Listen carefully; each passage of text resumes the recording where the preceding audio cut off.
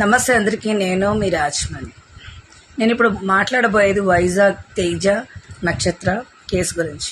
తేజ సారా అనే అమ్మాయితో తన మూవీ ఆఫీస్లో ఉండగా నక్షత్ర కానిస్టేబుల్ని తీసుకొని మీడియా వాళ్ళని తీసుకొని అక్కడికి వెళ్ళి తేజ డోర్ కొడుతూ వాళ్ళిద్దరిని బయటికి రమ్మంటూ గొడవ చేసి రాద్ధాంతం చేయడం జరిగింది.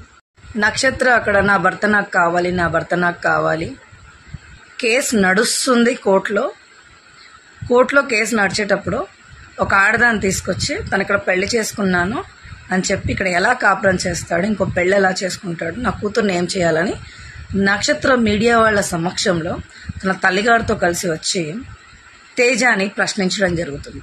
వివరాల్లోకి వెళ్తే 4 ఏళ్ల నుంచి వాళ్ళ మధ్య విభేదాలు నడుస్తున్నట్టుగా, వాళ్ళిద్దరి మధ్య నక్షత్ర వాళ్ళ తల్లిదండ్రుల ఇన్వాల్వ్మెంట్ ఎక్కువగా ఉండడం వల్ల తను ఇష్టపడటం లేదని, తేజ తన తల్లిదండ్రులకు చెప్పలేదని ఆ మాట. సో తేజకి నక్షత్రకి మధ్య మాటల విభేదాలు ఉంటున్నాయని, ఏ మాత్రం అండర్స్టాండింగ్ లేదని తేజ చెప్పడం జరిగింది.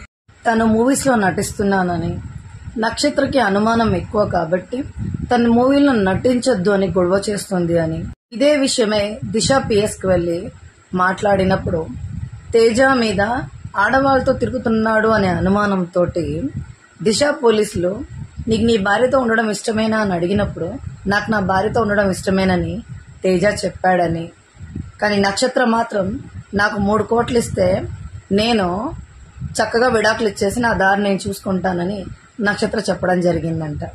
ఇదే విషయం మీద తేజాని అడిగితే ఆమె అలిగేషన్స్ బాగా చేస్తుంది, ఆమెకి అనుమానాలు ఎక్కువ, ఆమె మనీ మైండెడ్, వాళ్ళ అమ్మ వాళ్ళు చెప్పినట్టు వింటుంది, నా పరువు ప్రతిష్టల గురించి ఏమాత్రం ఆలోచించకుండా నన్ను రోడ్డుకు లాగే ప్రయత్నం చేస్తుంది, ఆఖరికి నా బిడ్డ విషయంలో మెయింటెనెన్స్ కానీ ఖర్చులకు కానీ ప్రతి ఒక్క దగ్గర నా రూపాయి కావాలి, కానీ నా బిడ్డ విషయంలో నా నిర్ణయం ఏమాత్రం అడగదని, నా బిడ్డ చిన్న చిన్న బట్టలు వేసుకొని ఏదైనా ఫ్యాషన్ షోలో పాల్గొనడం నాకు ఇష్టం లేదు, కానీ నాకు చెప్పకుండానే నా బిడ్డతోటి ఆమె నాకు నచ్చని బట్టలు వేయించడం కానీ ఫ్యాషన్ షోలకు తీసుకెళ్ళడం కానీ అసలు ఏమాత్రం నా మాటకు విలువ ఇవ్వడం లేదని వాళ్ళ తల్లిగారి ప్రోద్బలంతో అని తేజ మీడియా సమక్షంలో చెప్పడం జరిగింది. దిశ పిఎస్లో కూడా నక్షత్ర అడిగిన డబ్బు అడిగిన విధానానికి దిశ వాళ్ళు కూడా బాబు మీ కేసు మేము సాల్వ్ చేయలేము, మీరు కోర్టులో తేల్చుకోవడం అని చెప్పడం జరిగిందంట.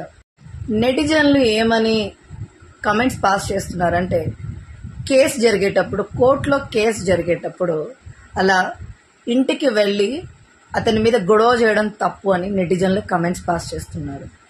మీడియా వాళ్ళు ఒకటి అడుగుతుంటే ఆమె ఇంకో ఆన్సర్ చెప్తుందని, ఎన్ని సంవత్సరాలు 4 సంవత్సరాలు భర్తను దూరం పెట్టి ఉండి ఇప్పుడు అతను పరువు తీసేలాగా ప్రవర్తించిన తర్వాత ఏ మగాడైనా ఆ ఆడదాంతో ఏ విధంగా కలిసి ఉండగలడు అని నెటిజన్లు కమెంట్స్ పాస్ చేస్తున్నారు.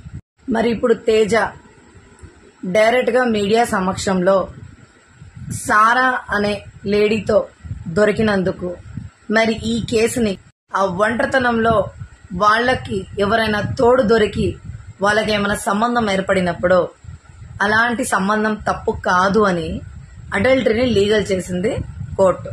ఎందుకంటే పెళ్లి అనేది తోడు. సో తోడు లేని బంధాల కోసము ఎవరైనా ఎందుకు ఒంటరిగా బ్రతకాలి అని కోర్టు లీగల్ చేయడం జరిగింది. కాబట్టి చూడాలి నక్షత్ర డబ్బును కోరుకుంటుందో, 3 కోట్ల డబ్బును కోరుకుంటుందో, భర్తను కోరుకుంటుందో. ఇలా నలుగురిలో పరువు తీసినందుకు ఆల్రెడీ వాళ్ళిద్దరి మధ్య విభేదాలు ఉన్నాయి కాబట్టి తేజ మళ్ళీ తన భార్యతో అనుకూలంగా ఉండగలడో లేడో, బిడ్డ గురించి ఆలోచించి ఇద్దరు సర్దుకుపోతారో లేదో. అడల్టరీ ఈజ్ లీగల్ అండ్ అది మాత్రమే కాదు, విడాకుల కేసు కోర్టులో నడుస్తుండగా ఇంకో పెళ్లి కూడా చేసుకోవచ్చు అనే చట్టం కూడా వచ్చింది కాబట్టి దీని పర్యవసానం ఇలా నలుగురిలో మీడియా ముందు భర్తని పట్టుకున్న పర్యవసానం ఎక్కడికి దారితీస్తుందో వేచి చూడాల్సిందే.